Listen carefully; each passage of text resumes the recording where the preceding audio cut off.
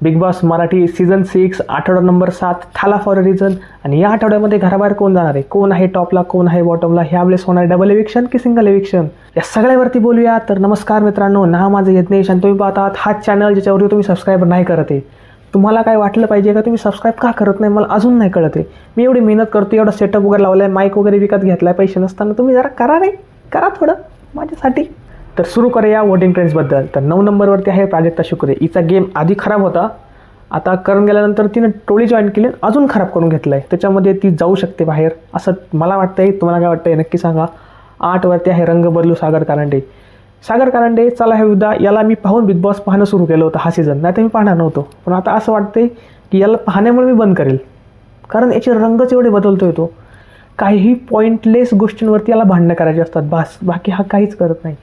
तर 7 नंबरवरती आहे दीपाली सय्यद. जे आहे तुमच्या डोळ्यांसमोर आहे, तुमच्या डोळ्याला जर तृप्त करत असेल तर मी काय बोलू शकत नाही, बट जे आहे ते असंच आहे.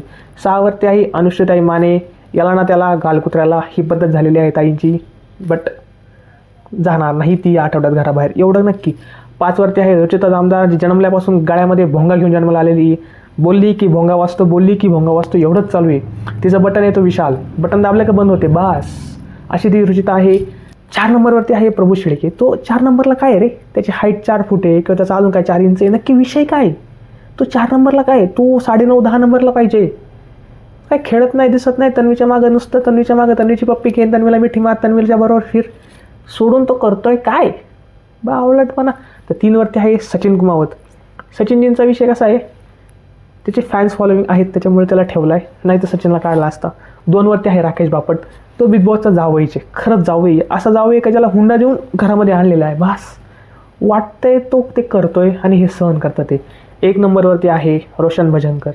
रोशनला ठेवण्याचं कारण माहिती तुम्हाला, मेन कारण काय? त्याची फॅन फॉलोविंग नाही, त्याची परिस्थिती नाही, तो घरातली कामं करतो.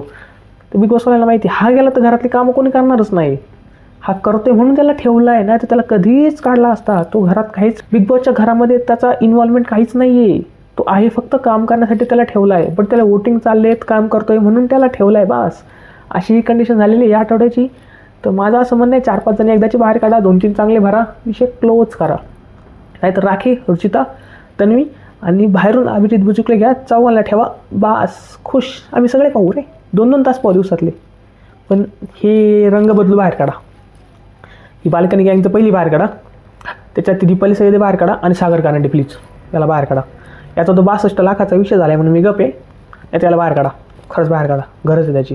तर पाहूया या आठवड्यात कोण घराबाहेर जाते. 12 वाजता आज वोटिंग ट्रेंड्स बंद झालेले आहेत. मला असं वाटतंय सागर कारंडे, प्रभू, प्राजक्ता तिघांमध्ये कोणतरी बाहेर जाईल. तुम्हाला काय वाटतं कोण बाहेर जाईल नक्की कमेंट्समध्ये सांगा. थँक्यू.